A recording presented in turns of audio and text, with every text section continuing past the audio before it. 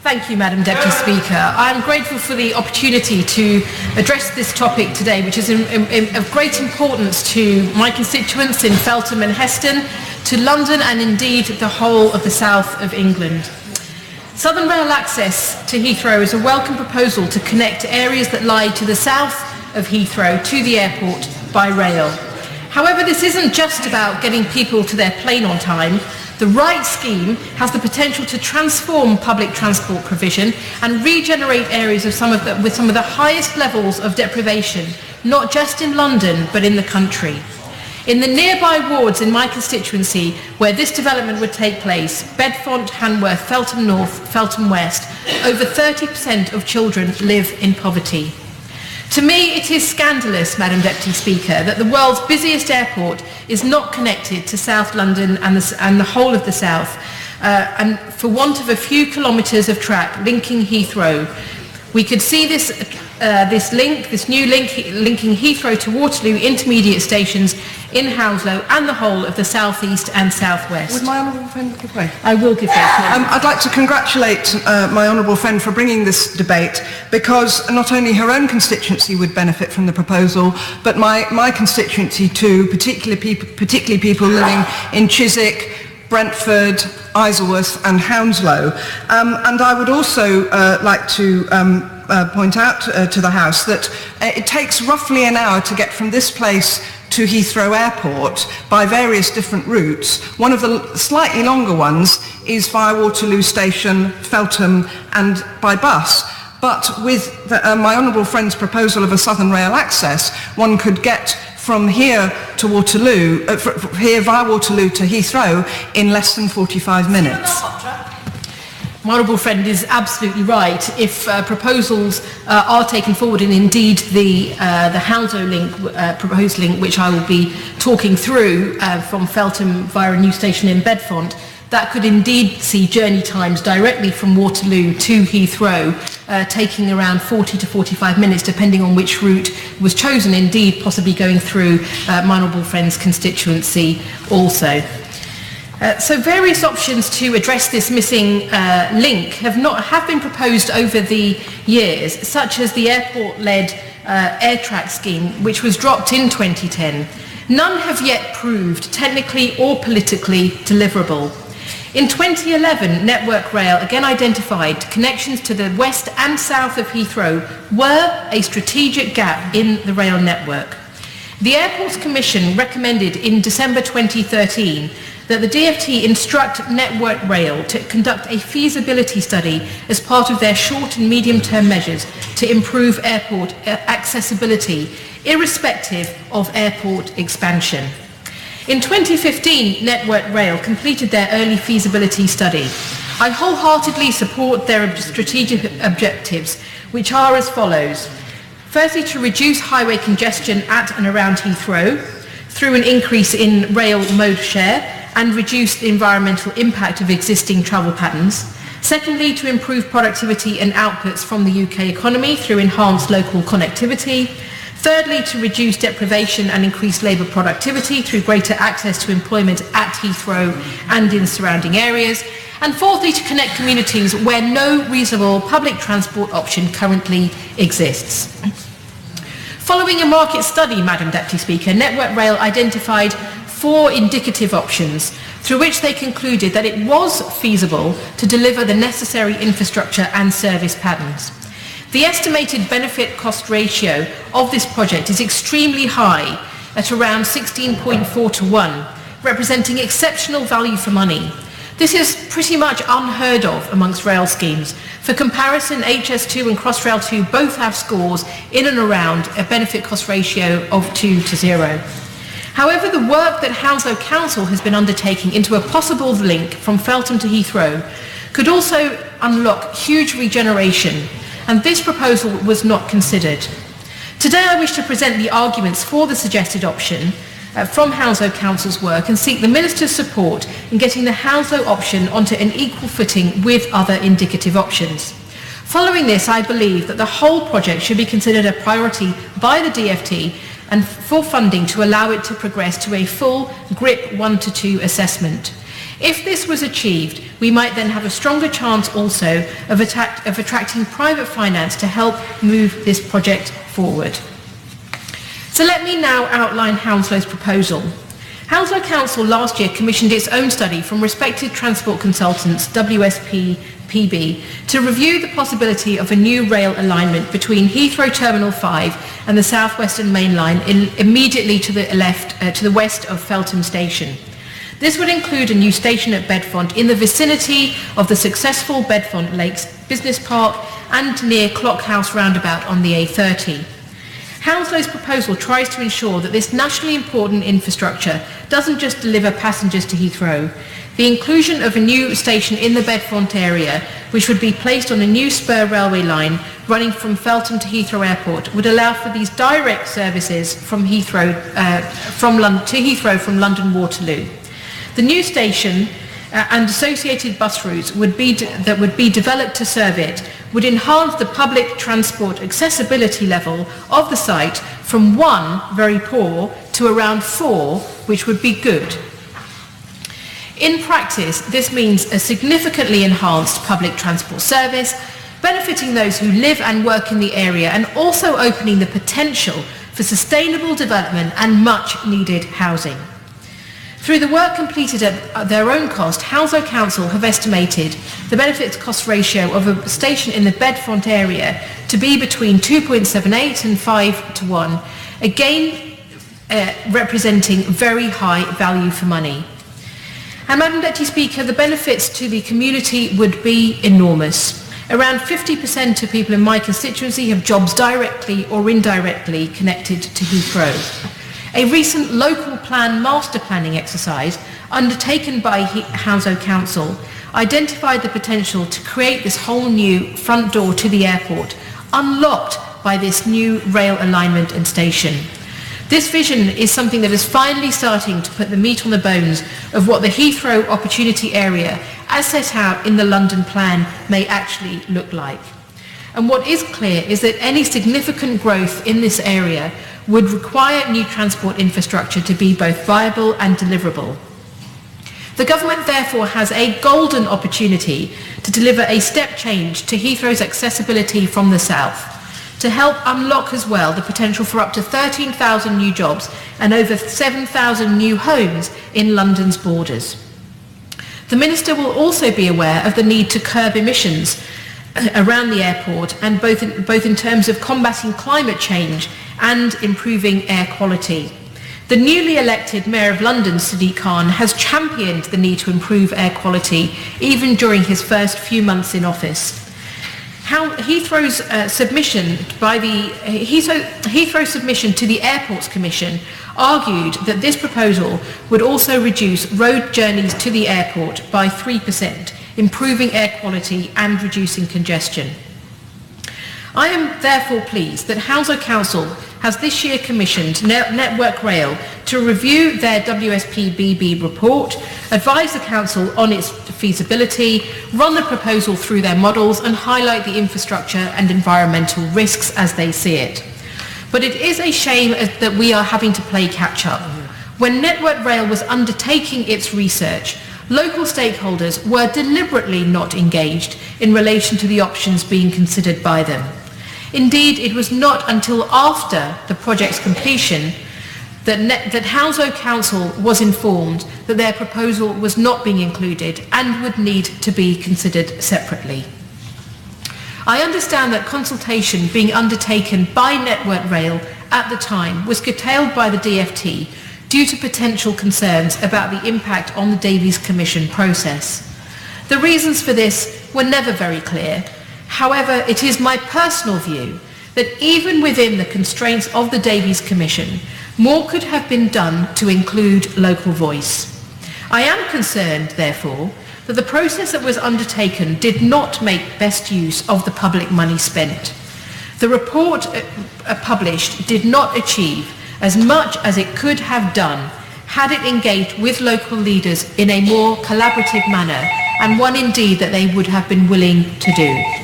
As a result of this, Hounslow Council is now paying Network Rail £51,000 from limited reserves to peer review the Hounslow proposal and to test it to the same level as the other indicative options proposed. Whilst I do acknowledge and appreciate the more constructive working in recent months with DfT and Network Rail, this financial commitment from Hounslow Council now is a testament to the seriousness with which Hounslow takes this proposal. The Council wants urgently to ensure that this alignment is taken forward as an option on a par with the other proposed options for the Southern Rail access, and on to the next stage of feasibility when it could be looked at and combined potentially with other options when the further work is commissioned. As mentioned before, Network Rail have estimated that the benefits cost ratio of Southern Rail access would be in the order of 16.4 to 1. But it is worth noting as well that there have been some changes proposed recently in the way the Department for Transport is looking to appraise such projects. These changes would place greater importance on the wider economic benefits of such schemes, in particular their role in unlocking new jobs and homes. Given this and the wider benefits of Hounslow's proposals, the benefits cost ratio set out above is likely to be even higher than currently estimated. So in conclusion, Madam Deputy Speaker, improved rail access to the airport from the south is a pressing need regardless of whether Heathrow were to expand or not. The Southern Rail access to Heathrow project with more direct links and shorter time links to Waterloo and the south would make a huge difference for my constituency, for my honourable friend's constituency, Brentford and Isleworth, for London and indeed the country. Hounslow's proposal would in particular, I believe, meet the DfT strategic objectives for Southern Rail access by reducing congestion, improving the environment, increasing connectivity to the airport and enabling the much needed regeneration of the local area. So I would therefore be extremely grateful if the Minister today could confirm what steps would be needed in order for this proposal to be formally included in the industry advice to be gathered in 2017. What progress would need to be made for the Southern Rail Access Scheme indicative options to go forward for future funding in the next funding rounds for the control period 6, 2019 to 24, if not before, what funding options could be and what strategic role would there be for government in moving forward the project to the next stage of feasibility, after which securing private development funding may also be a more likely additional option. I thank you, Madam Deputy Speaker, for the opportunity to speak on this topic today. Yeah. Minister Paul Maynard. Thank you, Madam Deputy Speaker, and I congratulate the Honourable Lady on securing this debate on a matter I know of great importance to her constituents, and for bringing up the issue of surface connectivity to our airports, which is an issue of national importance, but also the way in which public transport can address inequality across the nation, as well as in her own constituency. I think the points that she brings up raise some eternal truths in both transport policy and urban policy, which is that cities with good airport rail links are more productive than those without good airport rail links. And the shorter the access time to the airport, the more productive that city is. So whatever our decisions on airport capacity, and anyone who's here today hoping to find out the answer can move along now, because there will be no clues, I am afraid, because I am no more wiser than the members opposite are. Whatever the decision on airport capacity, this is always at the forefront of my mind because it ensures our continued growth across the nation as a whole. But it's also clear that there has been a long suppressed need for improved access to Heathrow from the south of Heathrow. Many passengers still access the airport by road. Uncompetitive journey times from rail don't help that matter. I used to traverse her constituency on many occasions on the 285 bus, trying to get to Heathrow, going on a very circuitous route around the airport perimeter and sundry car parks, and an awful long time it took as well. So that does very little to encourage modal shift off the road and onto rail, and certainly doesn't do much to improve air quality in her constituency, and she was right to draw attention to that. So the feasibility study that Network Rail carried out has to be a key part of how we consider improving the southern access to Heathrow. And it's worth just thinking how access to Heathrow has changed in decades. If we go back 25 years or so, only 20% of Heathrow's passengers actually use public transport to get to the airport. Once we opened Heathrow Express in 1998, and since the Piccadilly trains started running in 1977 as well, of course, by 2015, over 40% of passengers are reaching Heathrow by public transport. That's a great step forward, but they're still not coming from the south of Heathrow, which is the point the Honourable Lady is trying to make. So statistics like that fuel our aspirations to do better and to have a better connected United Kingdom. So I recognise that we can and do need to do far more.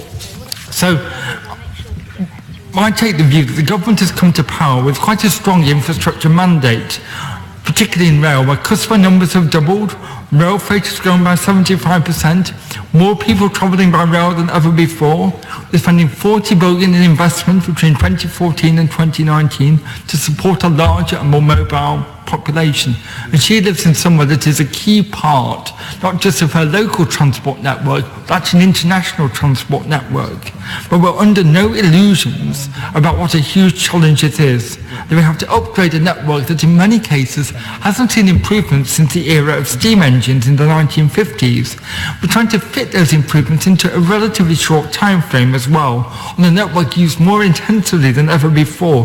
That gives us limited scope for how we put into the network complicated enhancement projects that risk disrupting ongoing rail services for customers in the here and now. So we have to bear that in mind as well. It won't be long now, of course, until Crossrail opens in full in 2019.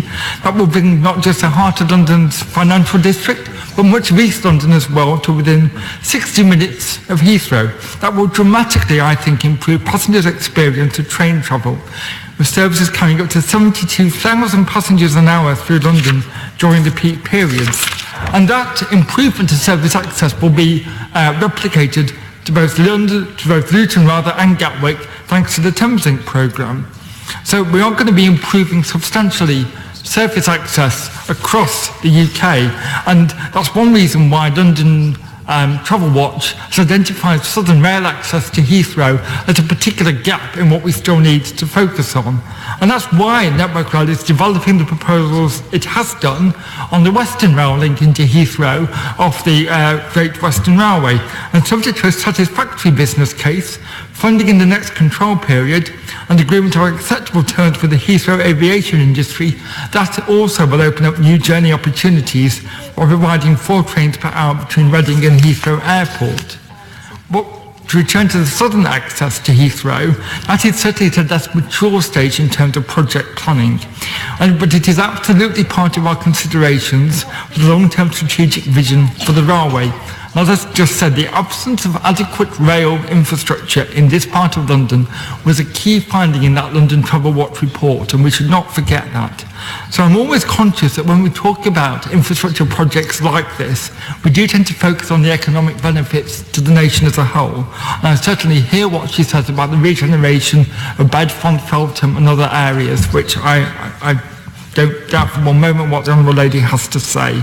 And we've learned that good planning is vital, and before every decision we really have to ask how it will benefit customers. We need to show a clear link to user benefit. It must be good value for money, affordable and deliverable, but it must also be the right solution. And where I want to start as a minister is not in identifying what the output is in terms of a piece of infrastructure or kit, but understanding properly what the problem is and what the nature of that problem is and what the solutions are to solve that problem. Out of that then comes what the answer is in terms of infrastructure investment. So that's why we were very clear to ask Network Rail in their initial feasibility study to identify whether that actually was a potential market. That might seem self-evident. To me, it certainly is self-evident. We actually need to understand both the size of that market, the flows of that market, and what success would look like in terms of meeting the needs of that market. So what Network Rail did was look at a range of options, which she, I know, is familiar with. And they found very clear, strong demand from both Richmond and further out into Surrey and Woking, as well as inland from Waterloo, with potential routes. Now, I heard some of the comments she made about the way in which Network Rail went about this, and she did mention the GRIP planning process. I think it's important to stress at this stage that what Network Rail were doing in this particular report was merely trying to define both the scale of demand and how that demand could be met with a series of indicative proposals. I don't think it's sought at this stage to exclude any one proposal or recommend even any particular proposal. And she mentioned also the initial industry advice. That has yet to reach government. Network Rail is part of the rail delivery group that is putting this industry advice together. I am sure that they have met with the Honourable Lady. I know they have met with the Honourable Lady. In fact, I know they are involved and closely liaising with Hounslow Council. So her proposal is now on the industry's radar, if you like.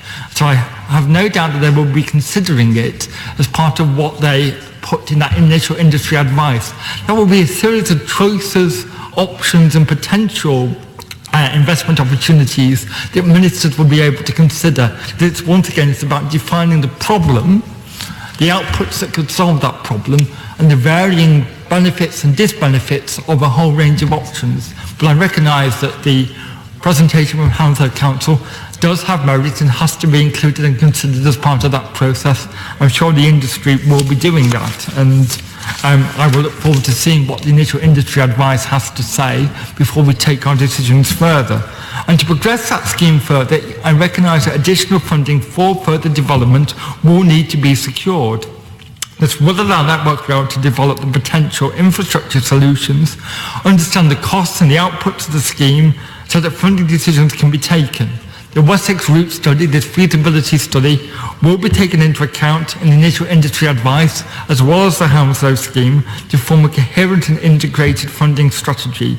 So businesses such as Heathrow Express, Great Western Railway, MTR Crossrail, TfL are all playing a role in crafting that initial industry advice. But the work is being led by Network Rail. They will help inform the funding decisions and Sorry, I'll happily give way.